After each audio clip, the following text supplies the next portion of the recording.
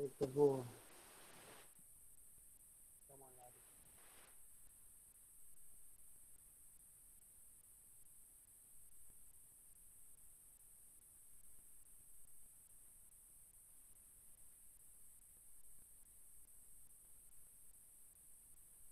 Ah, tá. Sobre a apresentação do seminário. O seminário vai ser no final, mais para o final, tá? Se eu não me engano, no sétimo encontro, sétimo ou oitavo encontro. E a gente vai. Eu vou explicar o que, que eu quero, o que, que eu quero de cada tema. E vocês. A gente tem que pensar numa maneira, eu tenho que bolar isso ainda, como é que a gente vai fazer, porque não é individual, né? É em grupo. Então, eu tenho que ver como é que vai fazer. Ou se não for apresentação de seminário, vai ser um trabalho escrito, né? E aí vocês me enviam por e-mail, né? Ou por PDF lá pelo grupo, tá bom? Bom, gente, vamos começar então, né? A gente vai falar hoje, começar falando do bloco de disfunções cardiovasculares e cardiorrespiratórias. Hoje a gente vai falar sobre hipertensão arterial. Antes de começarmos a falar aqui especificamente da hipertensão, a gente vai fazer uma breve revisão, né, da anatomia e da fisiologia cardíaca, né? Vocês sabem que o coração ele tem 4 câmaras, né? 2 átrios e 2 ventrículos. Existem 2 circulações, a pequena e a grande circulação.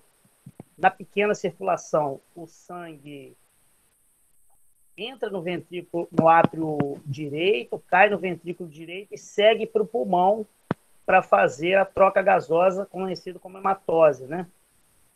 Então, há essa troca por sangue venoso, que é o sangue rico em gás carbônico, por sangue arterial, que é o sangue rico em oxigênio. Esse sangue retorna para o coração, chega no átrio esquerdo, desce para o ventrículo esquerdo, e do ventrículo esquerdo ele segue através da artéria aorta e se ramifica em todas as outras artérias para poder fazer com que esse sangue rico em oxigênio chegue a todos os tecidos do corpo, inclusive o coração.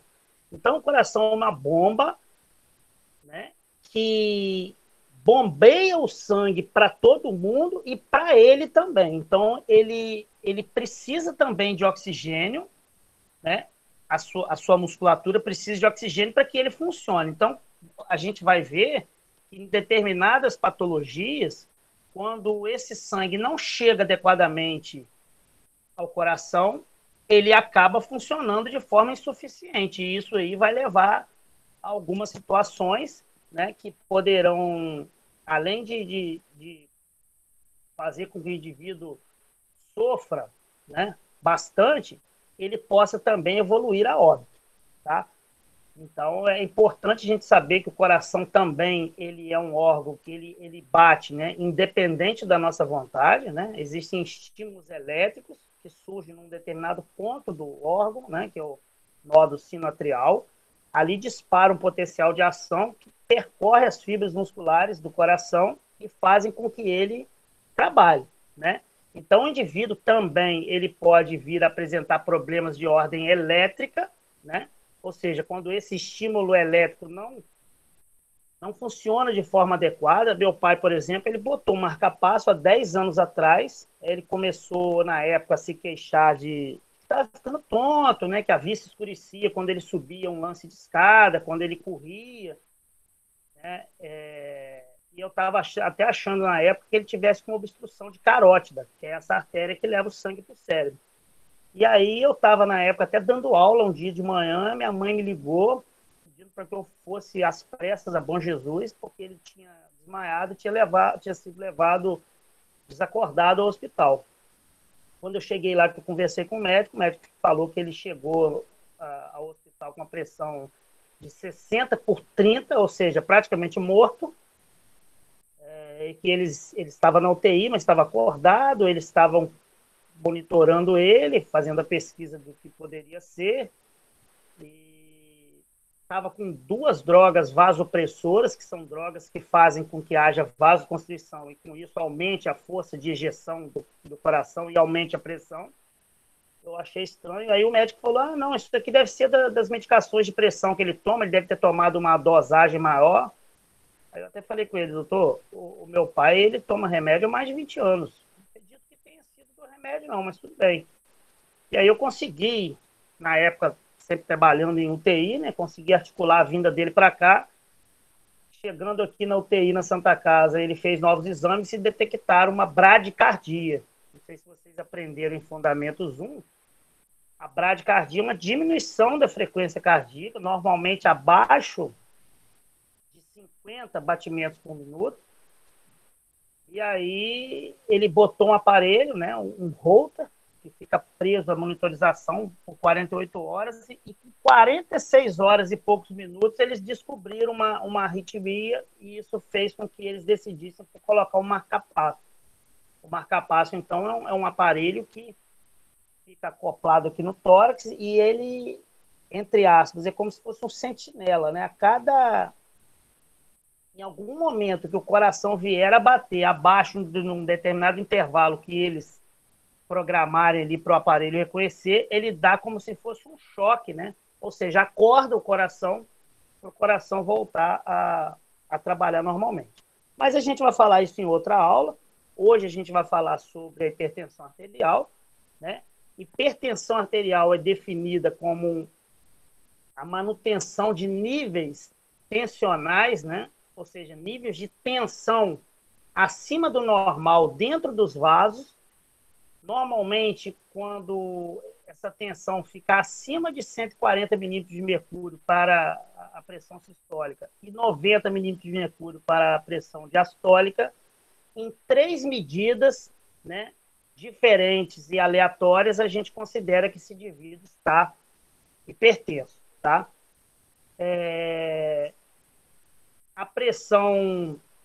A hipertensão é um problema, é considerado hoje um problema de saúde pública aqui no Brasil. E o que é a gente dizer que uma doença é considerada um problema de saúde pública? Quando a gente fala que uma determinada patologia ou uma situação se torna um problema de saúde pública, a gente está querendo dizer que essa doença, que essa patologia, que essa situação, ela ela afeta milhões de pessoas, né? Ela leva a gastos públicos elevados, né? Ou seja, a gente mexe com os cofres públicos de maneira acentuada, ela causa danos, né, para o cidadão, ela atrapalha, de certa forma, a economia, porque quando, às vezes, você tem um cidadão que tem uma esposa e 5 filhos e só ele trabalha, e se ele fica doente, essa família passa dificuldade, certo? Então, é uma situação também, né, considerada também como problema de saúde pública, porque é uma doença de difícil adesão, ou seja, cerca de 90% das pessoas que são hipertensas não têm sintoma, né, nos primeiros 10 a 20 anos. Então, por não terem sintomas e não procurarem unidade de saúde para fazer exames de rotina, elas não sabem que estão hipertensas. E muitos dos cidadãos que são hipertensos, eles acabam descobrindo da pior forma, que é quando eles sofrem alguma complicação e dão entrada no hospital. Outro fator que faz com que a hipertensão seja um problema de saúde pública é que as suas complicações, elas geram problemas mais sérios, problemas estes que fazem com que o indivíduo seja hospitalizado normalmente numa UTI. E não sei se vocês sabem, mas em média, uma diária de UTI, ela gira em torno de R$ 5.000. Então, o indivíduo, quando ele é internado na UTI, a gente não vê só o gasto com remédio e com monitorização, com catéteres, a gente também vê a questão das horas de trabalho dos profissionais envolvidos. Porque, normalmente, um profissional hospitalizado na UTI, ele vai ser atendido pela equipe de enfermagem, pela equipe de fisioterapia, pela nutrição, pela fonoaudiologia, pela equipe médica, né? Então, é uma série de profissionais envolvidos e isso leva a um custo elevado. mesmo para a saúde pública. A gente tem que entender que as pessoas acham que é público, vamos gastar à vontade, vamos usar quantas luvas forem necessárias, se a gente contaminar, pega outra. Não é assim. A gente tem que entender que aquilo ali é pago por nós, né? É dinheiro nosso, do contribuinte, que faz aquela engrenagem ali funcionar. Vocês estão me ouvindo, gente? Sim, professor. Sim, professor. Então, tá rápido demais ou tá dando para entender? Não, não, tá dando para entender. Perfeito. Então, essa questão do problema de saúde pública, né, da hipertensão. Por que tem uma difícil adesão também? Porque a gente também não tem um número de unidades de saúde suficientes, né? Nem todo lugar tem uma unidade básica de saúde, porque o controle de hipertensão e de diabetes, por exemplo, ele é feito pela atenção primária, ou seja, pelos serviços de saúde pública. O que a população, o grosso da população conhece como postinho, aquilo ali é fundamental. E quanto melhor o trabalho da atenção primária, o trabalho de uma unidade básica de saúde, menos paciente vai chegar no nível terciário. Ou seja, menos pacientes vão ocupar os leitos hospitalares, menos pacientes vão usar verbas, né, e recursos para realização de exames, que muitas das vezes não são baratos, né? Então, a gente fazendo um bom trabalho de atenção primária, a gente tem um menor número de internações. Visto que Cuba, por exemplo, que é um país pobre, pequeno, mas pobre, eles têm uma das maiores expectativas de vida do planeta. Quando eu falo expectativa de vida, eu falo mais ou menos até que idade esse indivíduo vive, né?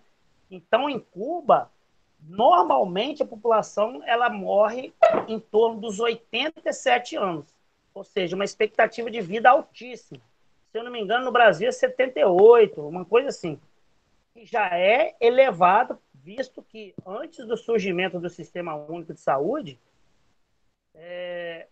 a expectativa do Brasil girava em torno de 55 a 58 anos. Ou seja, uma pessoa adulta vivia até essa idade, mais ou menos. Poucas pessoas passavam dos 70.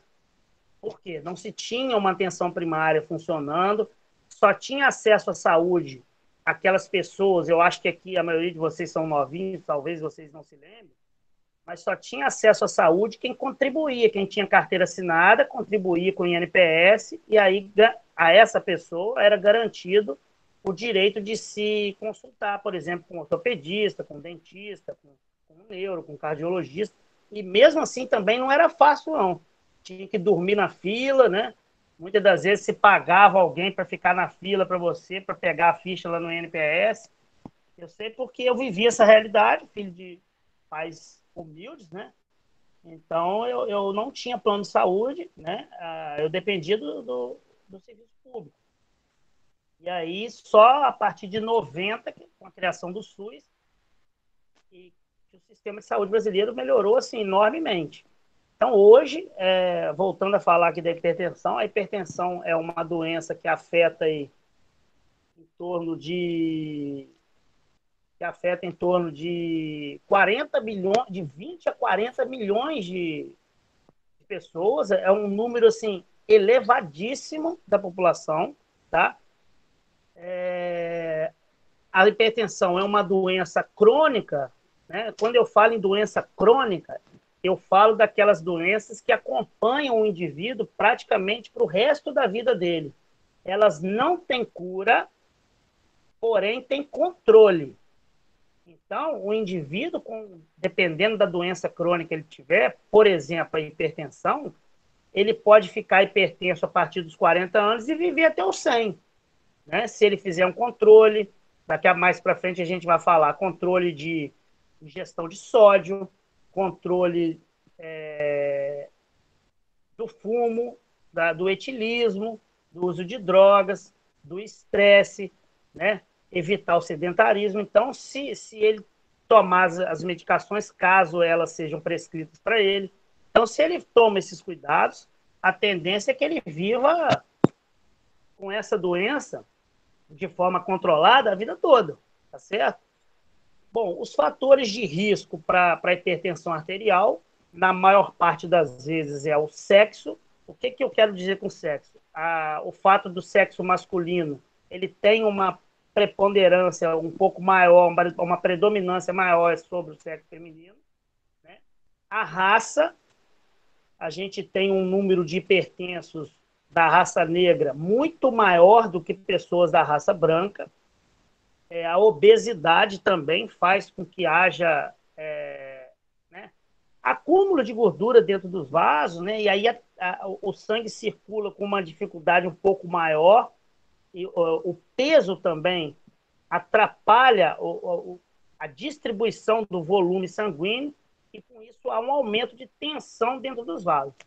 Só para voltar aqui rapidamente, né, em termos de anatomia, quando eu falo de hipertensão, eu estou querendo dizer que a tensão dentro do vaso é muito alta. Por isso que lá na frente, quando eu for falar em tratamento, existem medicações que são vasodilatadoras. Ou seja, imagine uma mangueira de água. Eu coloco ela, conecto na torneira. Se eu colocar o dedo na ponta da mangueira, a pressão ali dentro aumenta ou diminui? Aumento. Isso. Então, vocês podem ver que a água sai com mais força, né? Então, se eu tirar o dedo, a água cai mais perto da mangueira, porque a pressão ali dentro diminui. Então, existem fatores que levam a um aumento de tensão dentro dos vasos. Por exemplo, quando eu faço ingestão de sal, a gente aprendeu lá atrás na escola, né, a questão da osmose, né, o soluto, que é a água, por exemplo, ela tende a ir em direção, aliás, o solvente, que é a água, tenta ir em direção ao soluto, que é o sódio nesse caso. Então, se você faz uma ingesta de sódio em excesso, biscoito, tudo que é assim, armazenado em caixa, em lata, biscoito recheado, biscoito fandango, essas coisas, tudo tem muito sódio para manter aquilo ali. Por exemplo, você vê, vou dar um exemplo, uma caixa de leite. Como é que pode você botar uma caixa de leite fora da geladeira, na prateleira, e aquela caixa ficar ali um ano sem estragar? É impossível isso, né? Se você pegar um leite de vaca e botar num copo e deixar fora da geladeira 24 horas, aquele leite é azedo, né? Não estraga porque tem uma concentração altíssima de sódio. Quando a gente faz uma ingesta elevada de sódio, esse sódio vai para a corrente sanguínea.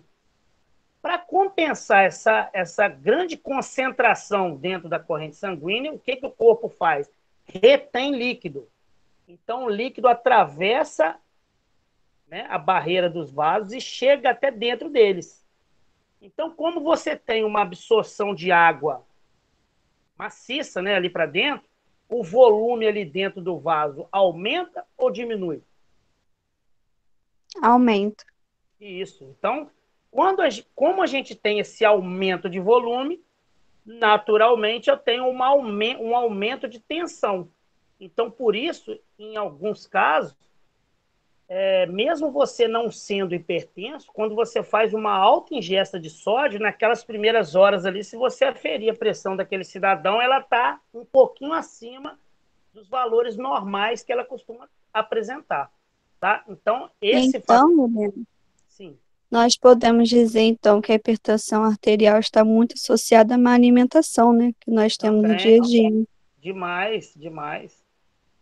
Por exemplo, isso já tem até estudos, né, que mostraram isso. As pessoas, para emagrecer, elas vão fazendo dieta. Aí, se ela gosta muito de refrigerante, ela passa a tomar Coca Zero. É a pior coisa que ela possa imaginar em fazer na vida dela, porque a Coca Zero, por exemplo, ela tem uma concentração 3 vezes maior de sódio do que uma Coca-Cola comum, que já tem muito sódio.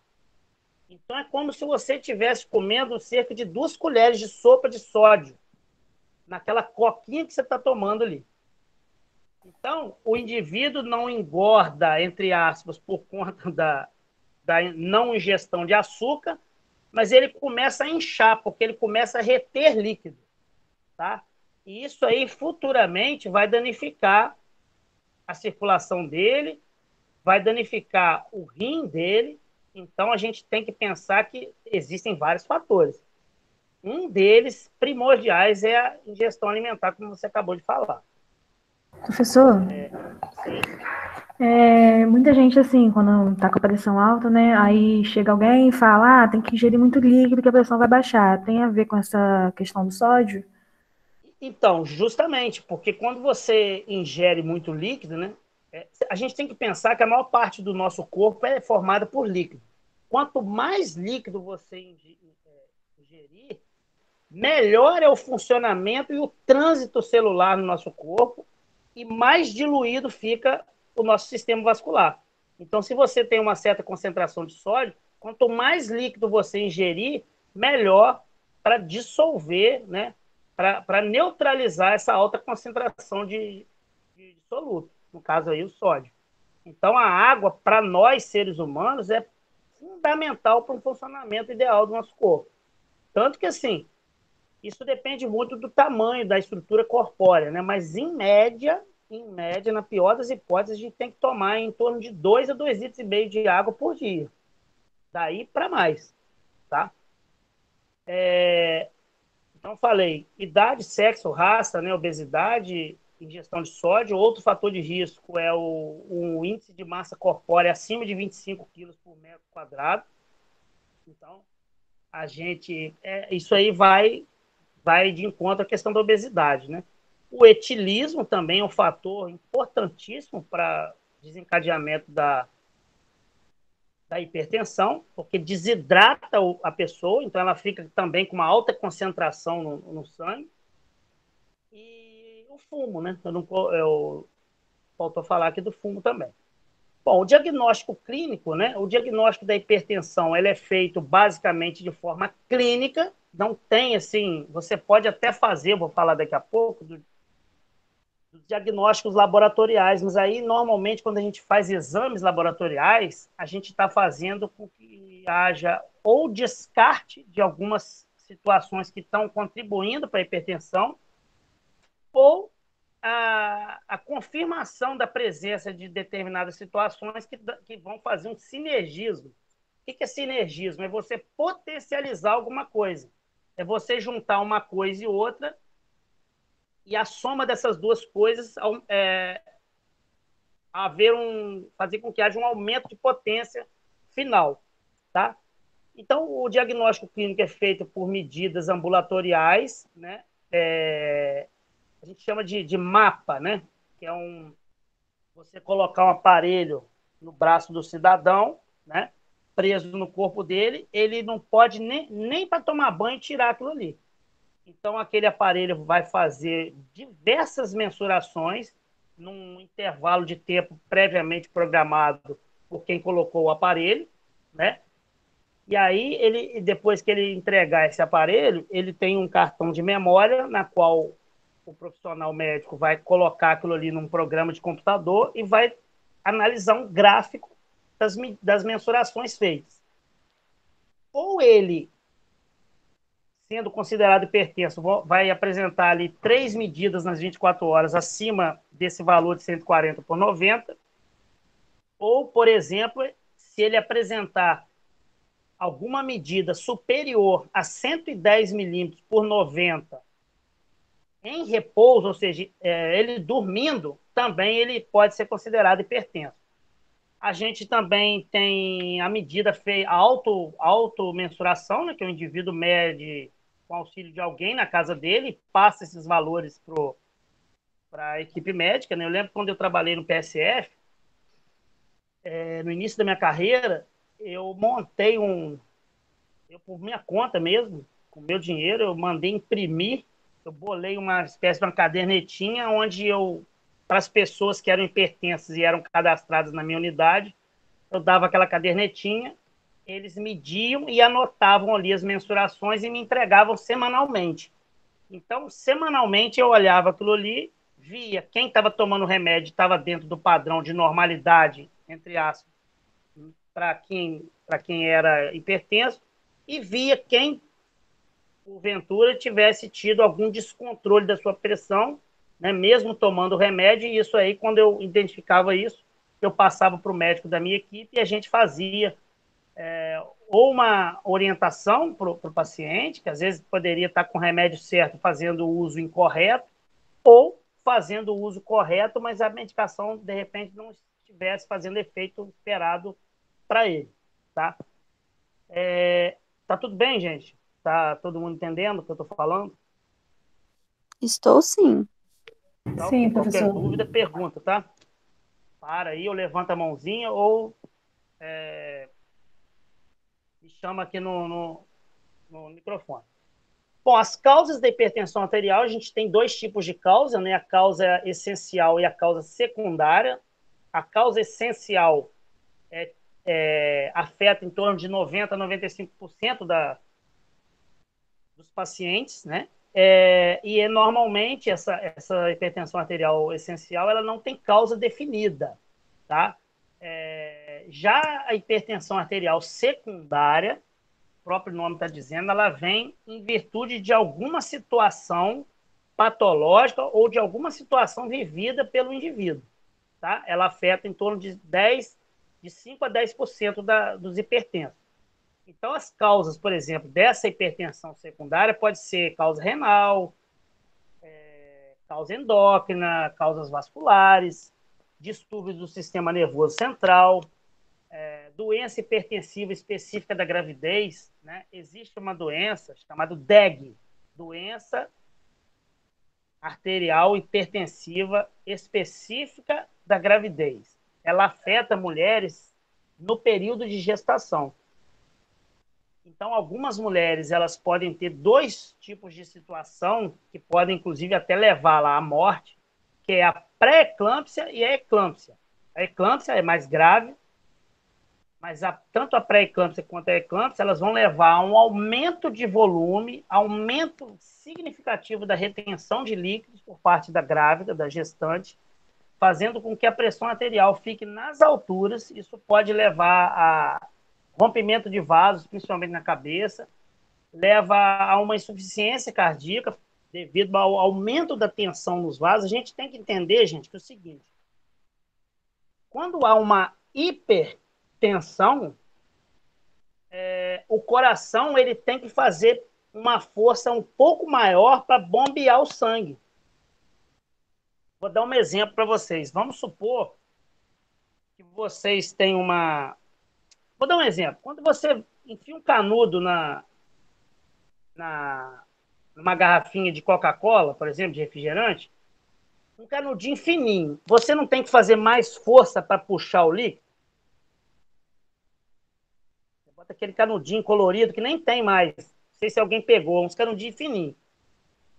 Se o canudo for mais grosso, você faz menos força. Então, se faz menos força para puxar, para soprar também é a mesma coisa. Então, imagina o coração tendo que bombear o sangue para um cano, né? No caso, esse cano inicial é a artéria coronária, a artéria aorta.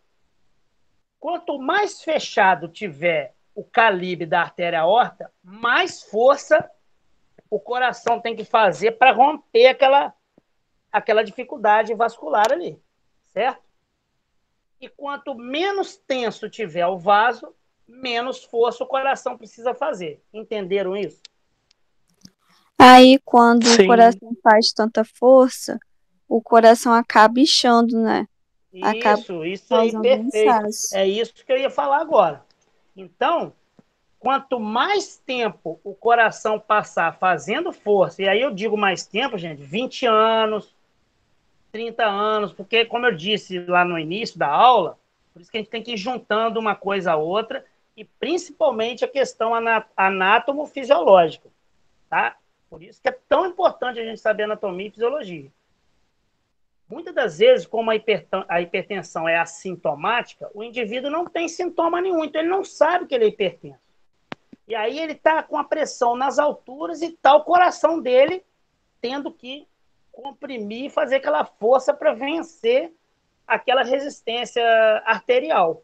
Então, com o passar dos anos, esse coração eu não sei quem falou, como a colega falou, ele aumenta de tamanho. A Duda falou. Ele vai ficando hipertrofiado. Trofismo é o tamanho, né? Aumento de tamanho. Então, há uma hipertrofia muscular cardíaca, e aí essa hipertrofia, ou seja, esse aumento de tamanho do coração, faz com que ele trabalhe aquém da capacidade dele normal.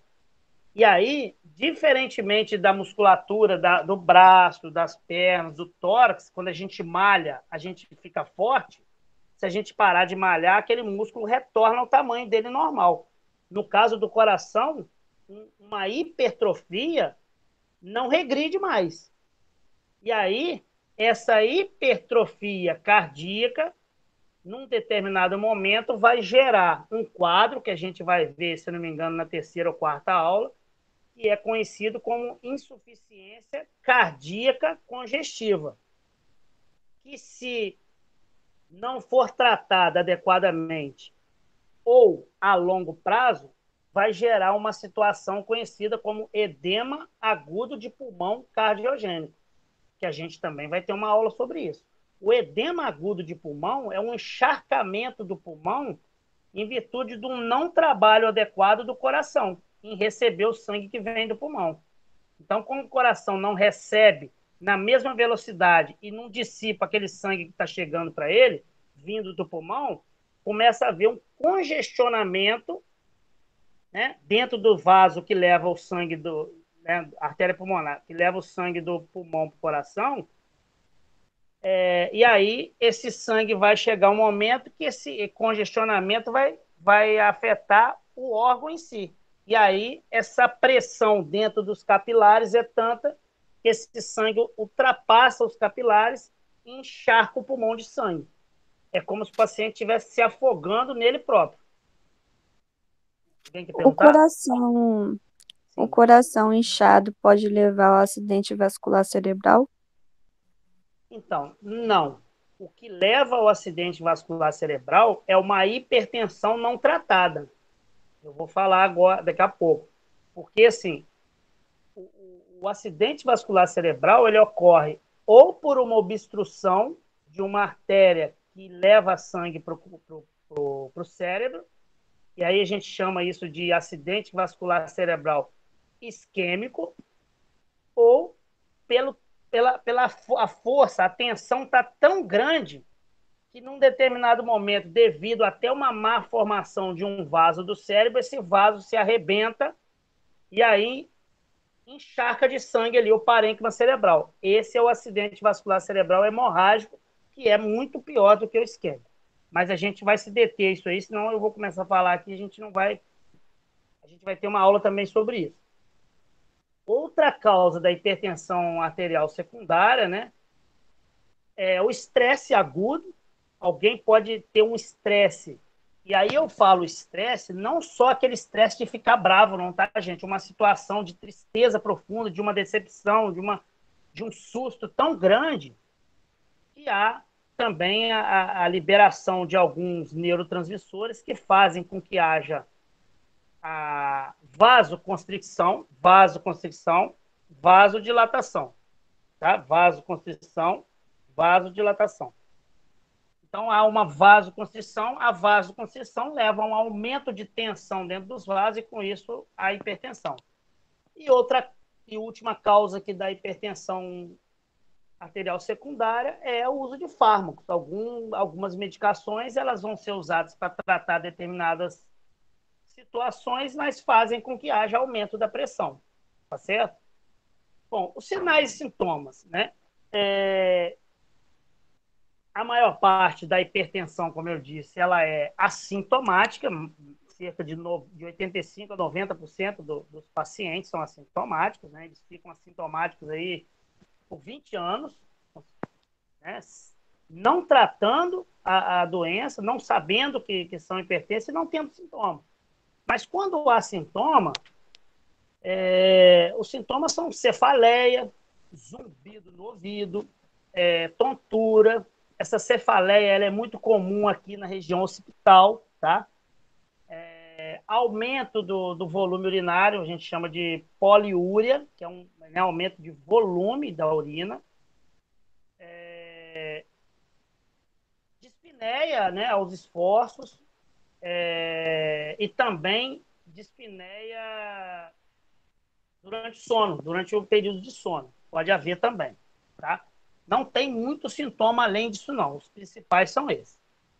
Bom, os exames complementares para que a gente faz, assim, né, quando o indivíduo está na iminência de ser declarado hipertenso, são exames, né, um hemograma, na qual a gente vai avaliar, por exemplo, o índice de creatinina, que é uma proteína que ela normalmente é filtrada ali no rim, né, e reabsorvida. Então, e metabolizado também, quando os índices de creatinina começam a aumentar na corrente sanguínea, isso significa dizer que o rim não está metabolizando essa proteína de forma adequada, e por não estar metabolizando, significa dizer que o rim está com problema. E aí, este problema, a gente vai ver em complicações, ele é decorrente da hipertensão arterial severa, né? E que o paciente tenha já de longa data e não se faz o tratamento adequado. Então, isso vai gerar problemas nos rins. Então, essa não filtragem e não metabolização de alguns componentes é um dos fatores que vão ratificar, ou seja, vão confirmar a hipertensão desse indivíduo. A mensuração também de ácido úrico, né? A taxa de ácido úrico. A glicemia, que é o exame de glicose em jejum, também é um fator importante da gente estar medindo, né, para o paciente com suspeita de hipertensão. Teste ergométrico também poderá ser feito, e aí o teste ergométrico não é que ele vá confirmar a hipertensão, não, tá, gente? Quando a gente faz um teste ergométrico, que bota aquele monte de monitorização, bota um aparelho aqui que vai detectar a expiração do paciente, para detectar a taxa de CO2 dele, ele é feito para a gente ver se já há uma complicação cardíaca, porque se o paciente não der conta de terminar o teste ergométrico, é porque ele já tem alguma complicação oriunda da hipertensão arterial, beleza? Bom, em termos de complicações, né, da hipertensão, a gente tem hipertrofia ventricular, ou seja, o ventrículo esquerdo é da onde o sangue é ejetado para fora do coração através da artéria aorta, não é isso? Então, quando há um aumento das paredes do ventrículo, isso significa dizer que este ventrículo está sendo gerada uma pressão maior para que ele ejete, ou seja, cuspa esse sangue para a artéria aorta. Então, quanto mais edemaciada estiverem as paredes do ventrículo, maior é o tempo que esse indivíduo é hipertenso e pior é o prognóstico para ele, porque se ele já está com um aumento, né, da espessura ali da parede do ventrículo, é porque ele já está com uma complicação da hipertensão arterial, e é uma complicação importante. A gente também tem a disfunção, né, do ventrículo, a disfunção ventricular, o ventrículo passa a não funcionar adequadamente. Outra complicação importantíssima da hipertensão e séria é o acidente vascular cerebral hemorrágico, né? Porque, como a colega perguntou, a pessoa está com uma tensão tão grande dentro dos vasos, e aí a gente tem vasos que, devido a uma má formação congênita, eles são mais finos em determinados pontos do corpo. Tanto que nesse ponto do vaso podem surgir uma situação conhecida como aneurismas. O aneurisma é uma bolsa que surge ali na parede do vaso, e que, se a gente não detectar e se aquilo ali não for operado ou tratado, num determinado momento aquela bolsa vai se romper e aquele sangue vai vazar por ali. E aí, um vazamento venoso é uma coisa, agora um vazamento de uma artéria compromete seriamente a vida do indivíduo. E normalmente não se tem tempo hábil quando um vaso se rompe devido a um aneurisma, de tratar aquele aneurisma. O paciente geralmente vai a óbito. Tá? Doença renal é a outra complicação importante da hipertensão. E tem uma outra também que o paciente pode ter, que é a retinopatia hipertensiva. Então, a alta tensão pode afetar seriamente os nervos que inervam o olho, né? E aí o indivíduo também vir a ficar cego por conta disso. E quando a gente fala em complicações, a gente fala sempre em lesões de órgãos-alvo. Então, a gente fala em lesão do fígado, em lesão renal, em lesão do pâncreas, em lesão do baço, tá? Em lesão cerebral, tá? Então, lesões de órgãos-alvo é lesões nesses órgãos que eu acabei de falar. Rim, fígado, né, baço, o cérebro, né?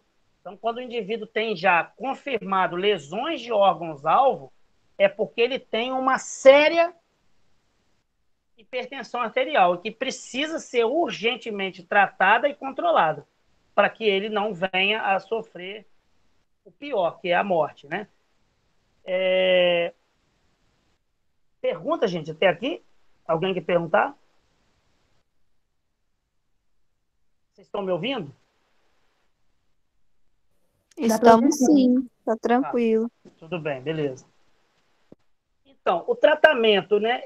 O tratamento da hipertensão, ele está relacionado a dois pontos principais, né? Um deles é a mudança radical do estilo de vida, né? O indivíduo ele tem que melhorar ou abortar o sedentarismo, ele tem que mudar o seu hábito alimentar, né? Às vezes, gente, o indivíduo fala assim, não, mas eu não como, a minha comida não é salgada, não. Eu como a comida, praticamente o almoço e a janta lá em casa é sem sal. Não, mas tudo bem. E à tarde, assim, o senhor costuma comer alguma coisa? Não, eu como muito, assim, biscoito recheado, eu levo biscoitinho salgado, assim, fandangos, e eu tomo muita Coca-Cola zero, né? Tomo muito refrigerante, principalmente Coca-Cola zero, porque eu sei que não tem açúcar, então não vou engordar. Esse indivíduo, ele pode comer um almoço, uma janta, sem sal de tudo, que só o fato dele estar ingerindo essas substâncias que eu acabei de falar, ele vai ter a pressão lá nas alturas, né? Por quê? Salsicha também, eu até gosto, mas salsicha tem muito sódio. Aquelas carnes de hambúrguer que a gente compra, né, industrializadas. A maioria dos enlatados, dos embutidos, por exemplo, mortadela, presunto, tudo isso tem muito sódio. Muito sódio. Então, às vezes, o indivíduo ele acha que ele não come uma comida salgada, mas ele come muito presunto, ele come um pão com mortadela todo dia, ele toma Coca-Cola zero, então isso vai fazer com que ele certamente fique hipertenso, tá? E quando eu falo assim de sedentarismo, de mudança de hábito de vida, eu não vou querer que uma pessoa com 50, 60 anos passe a virar um corredor e corra uma maratona todo ano, né? Não estou falando disso. Mas, por exemplo, às vezes o cara tem uma padaria a 300 metros da casa dele e ele vai de moto ou de carro para a padaria. Ele pode ir a pé, né? Ele pode fazer uma caminhada até dentro do próprio quintal, se for um quintal de uma casa grande, ou descer, se ele morar no primeiro andar, por exemplo, ele pode descer e subir as escadas quando ele for sair. Então, isso aí já é você combater o sedentarismo, tá certo? Então, quando eu falo em evitar o sedentarismo, eu não estou querendo que o indivíduo passe a se matricular numa academia, comece a correr na esteira, corra na rua, pedale. Não tem ninguém falando disso. Mas existem situações simples que vão fazer com que ele deixe de ser sedentário. A questão do peso também é importante, né? Controlar o peso, porque, né, infelizmente, né, eu sei que assim, eu, por exemplo, estou acima do peso, mas É difícil emagrecer, não é fácil. Eu não estou aqui dando uma de CEO da verdade, mas a gente, quanto mais peso a gente tem, piores são as consequências desse aumento de peso. O peso não serve, infelizmente, para nada. Acho que só serve para você sentir menos frio, né? Porque você tem mais tecido adiposo, então você sente menos frio. Infelizmente, não serve. Eu não sou parâmetro, é de exemplo. Mas, como professor, né, eu tenho que citar isso aqui para vocês. Então, em relação a tratamento, né, o tratamento medicamentoso, ele se divide, né, em alguns grupos de algumas classes medicamentosas. Nós temos os diuréticos, né, temos, por exemplo, os diuréticos tiazídicos, um exemplo é a hidroclorotiazida. Nós temos também os poupadores de potássio, né, como a espironolactona. Temos os diuréticos de alça, por exemplo, como a furosemida, né? Diurético, gente, é aquela droga que vai fazer com que você faça xixi, tá? Com que você perca líquido através da urina. Às vezes, você está com tanta retenção de líquido e isso faz com que, né, essa retenção vai também para dentro dos vasos. E aí aumenta o volume. Se você já foi hipertenso, como eu falei agora no início, você fica com a tensão maior ainda.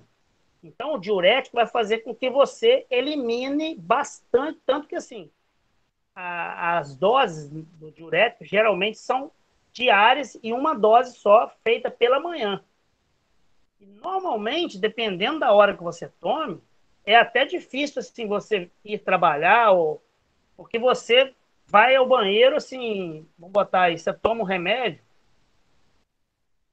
Eu sei porque de vez em quando eu tomo. Quando eu sinto que eu estou muito inchado, eu tomo aqui em casa um comprimidinho. Você, às vezes, toma um comprimido, em 2 a 3 horas, assim, você urina umas 8 vezes.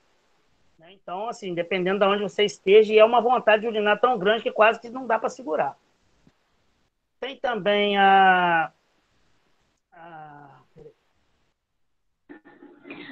De manhã eu acho que vão umas 15 vezes se tomar, porque minha avó toma e vai no banheiro toda hora. Então, Toda hora, e às vezes aí não depende consegue da nem idade. contar. Não Já aguenta, não, gente. levanta já fazendo xixi.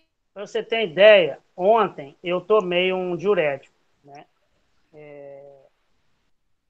E aí eu fui assim, no banheiro umas 4, 5 vezes, e aí eu moro aqui perto do Hortifruti, aqui na Formosa, e eu fui ali comprar um negócio. Quando eu saí de casa, eu urinei, eu urinei e fui lá. 10 minutos, eu estava no Hortifruti comprando, quando eu passei no caixa, me deu uma vontade de urinar tão grande que eu falei, moça, onde que é o banheiro? A moça falou, é ali embaixo. Eu peguei a chave assim com ela, larguei as compras ali em cima do caixa e saí correndo, que quase que eu urinei na roupa. E urinei, beleza. Aí subi, peguei as compras, aí parei num outro comércio para comprar um negócio, ali perto mesmo do Hortifruti, que era um sabão em pó, um negócio. Quando eu cheguei na minha casa, eu já fui ao banheiro de novo. Então, assim, não, é impossível uma pessoa, por exemplo, prescrever para outra tomar um diurético à noite. Se você tomar à noite, simplesmente você não vai dormir. Outro grupo de medicamentos, gente, usado para hipertensão são os beta-bloqueadores. E aí a gente tem como exemplo o propanolol, o atenolol. Tá? Existem também os inibidores adrenérgicos, né, de ação central. A gente tem, por exemplo, o exemplo disso, a metildopa. Também os antagonistas de canais de cálcio. A gente tem a nifedipina, nodipina, verapamil, de tiazem. Tá? Também temos outro grupo, que são os inibidores da ECA, né, que a gente fala, a enzima conversora de angiotensina. A gente tem como exemplo captopril e enalapril.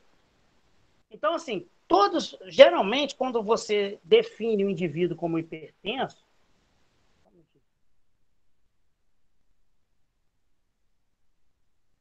o profissional médico, dificilmente ele vai prescrever uma droga só, né? A não ser assim que seja uma hipertensão mais ligada à questão emocional, estresse, né? seja uma hipertensão ali que seja limítrofe, né? A pessoa está no limiar ali. Mas, normalmente, a gente começa com 2 drogas para esse indivíduo. E aí é importante que, por exemplo, na rede pública, né, na atenção primária, esse indivíduo ele é cadastrado num programa chamado Hiperdia, que faz o controle dos diabéticos e dos hipertensos. E ele, mensalmente, ele pega os medicamentos na unidade. Então, o enfermeiro ou o técnico, ele vai entregar para esse cidadão, vamos supor, de propanolol, ele vai entregar 30, vamos supor que ele tome 2 comprimidos por dia de uma determinada droga. Ele vai entregar 60 comprimidos para aquele indivíduo. Ou seja, se ele tomar certo, não vai acabar. Vocês concordam comigo? Então, o que acontecia quando eu trabalhei na atenção primária 20 anos atrás? Tinha paciente que com 18 dias voltava para pegar remédio. Aí eu falava assim, mas, dona Maria, eu entreguei para a senhora 60 comprimidos. A senhora tem que tomar 2 por dia. Não pode ter acabado. Ou a senhora perdeu, ou a senhora tomou mais de 2, porque não tem como. Aí eu lembro que, assim, no início eu até dava de novo. Depois eu parei. Eu não dava mais. Se o indivíduo chegasse antes lá do prazo, ele ficava sem o remédio. E aí, as consequências. Porque por isso é distribuído mensalmente. E aí, isso força ele também a ir todo mês lá na unidade para a gente fazer uma aferição da pressão, olhar como é que ele está, ouvir os relatos dele, fazer uma anamnese, né, colher um histórico dele ali para saber como é que a casa dele está, como é que ele está vivendo ali, né, como é que está sendo o dia a dia dele. Então, não é só o fato de ir pegar o remédio lá mensalmente, é também a gente acaba obrigando ele a ir uma vez ao mês. A pessoa, o paciente não tinha que ir toda semana? Não, gente, uma vez por mês já é o suficiente, lembrando que é uma doença de tratamento ambulatorial. Ninguém trata, a não ser as complicações, ninguém trata um hipertenso internado, né? Então, por isso a gente faz esse agendamento mensal para ele ir buscar os remédios e aí esse momento a gente aproveita para poder dar uma examinada nele, saber como é que ele está, beleza? Eu não falei aqui de uma complicação, acabei esquecendo, que é a crise hipertensiva. A crise hipertensiva é quando o indivíduo tem uma elevação abrupta, assim, de repente, da pressão, e aí ele tem sintomas, ele começa a se sentir mal, e aí ele tem que ser levado a uma unidade de pronto atendimento. Em alguns casos, a gente, quando não é um caso muito grave, a gente faz alguma droga sublingual ou oral e consegue baixar a pressão desse indivíduo, deixa ele lá em observação algumas horas, né? Observa ele e depois libera ele se ele não tiver nenhuma complicação. Agora, quando o aumento é significativo e a gente não consegue abaixar essa pressão com uma droga sublingual ou oral, aí a gente faz droga venosa, né, em bomba infusora, com o paciente monitorado. Todas as vezes, gente, vocês vão aprender isso em paciente crítico, talvez, né, não comigo, mas com o professor que for dar. Todas as vezes que a gente faz uma droga vasopressora é uma droga que vai atuar diretamente no vaso ou causando a dilatação dele, ou seja, queda da pressão, ou causando o estreitamento, a constrição desse vaso, ou seja, causando o aumento da pressão, tá? Então, droga vasopressora, tem droga vasopressora para diminuir pressão e droga vasopressora para aumentar a pressão. Como o efeito é instantâneo, tá, dessas drogas, a gente só faz com o uso de bomba infusora e com o paciente monitorado. Porque, às vezes, a gente bota uma vazão lá, 3 ml hora. Em 2 minutos, a pressão vai lá embaixo. Aí a gente tem que passar para 1 ml hora, porque 3 ml hora está sendo muito, né? Vai acabar, em vez de ajudar ele, acabar piorando a situação dele. Beleza? Os cuidados de enfermagem, né, para um paciente hipertenso. Lembrando que, como eu disse, a hipertensão é uma doença que as pessoas, por não terem sintoma, vão pouco né, por não terem sintoma, não sabem que são hipertensas, passam, às vezes, anos sem sentir nada e sem saberem que são hipertensas. É uma doença que tem várias complicações sérias, como as complicações renais, as complicações neurológicas, né, devido ao AVC, complicações vasculares, oculares. Então, é uma doença que necessita o quê? Orientação. Então, a base dos cuidados de enfermagem para um paciente hipertenso é a orientação. Então, o técnico tem que orientar o paciente, quando ele é hipertenso, a tomar as medicações nos horários corretos, nos horários que foram previamente prescritos, a não fazer uso de determinadas substâncias, principalmente o álcool, né, junto com essas drogas. Outro cuidado, orientar quanto à questão da alimentação. Agora vocês já sabem, né, que eu falei aqui agora. Não é nem em relação à comida. Às vezes ele cansa de falar para gente que ele come uma comida sem sal, mas aí ele toma Coca Zero, ele come enlatado, ele come embutido, que é salsicha, linguiça, mortadela, presunto. Então, tudo isso é campeão de... Sabe uma coisa que tem muito, muito, muito sódio? Caldo quinó e miojo. Se vocês olharem, é um absurdo a concentração de sódio que tem o miojo, que tem o caldo quinó. Eu adoro caldo quinó, eu cozinho aqui em casa também, e algumas vezes eu coloco, mas assim, eu estou evitando porque tem muito sódio. E eu já estou com a pressão ali perto do limite, ali, então eu tenho que maneirar com isso. Outro cuidado de enfermagem é aferir a pressão, né, de forma segura. Né? Eu sempre, quando eu dava a disciplina de Fundamentos 1, então eu pegava essa parte de sinais vitais. Então, eu sempre, antes do aluno botar o aparelho, né, a braçadeira, eu sempre falava, gente, localiza primeiro a artéria braquial, palpa ela. Palpou? Tá sentindo pulso? Então, vocês sabem que é ali que vocês vão colocar a campânula do estetoscópio. Porque colocando a campânula sobre a artéria, a possibilidade de você errar na aferição da PA é praticamente nula. Lembrando que na posição anatômica, a artéria passa sempre na parte aqui, de dentro, próximo do tronco. Então, é sempre nessa região aqui, aqui está o meio, né, do braço. Então, é sempre aqui que passa a artéria, Aqui, Então, eu vou palpar, tá? Sentir a artéria, é ali que vocês vão colocar o esteto. E aí, coloca a braçadeira. Vocês notem que a braçadeira ela tem uma seta. Aquela seta não está ali de enfeite. Aquela seta significa dizer que ela tem que ficar apontada para baixo aqui, para a direção da artéria. E aí, vocês colocam a braçadeira não muito apertada, mas de forma que o seu dedo consiga entrar aqui, mas com uma certa dificuldade. Você tem que apertar ele assim para ele entrar dentro da braçadeira. Então, como a gente sabe que a braçadeira está corretamente instalada no paciente? Quando eu coloco o dedo aqui, se eu passar o dedo de levinho assim, ele não entra nela. Tá? Então, se ela estiver frouxa, eu venho com o dedo assim, o dedo entra nela. Se ela estiver corretamente instalada, se eu vier com o dedo assim, levinho, assim, sem fazer força, o dedo não entra dentro dela. Beleza?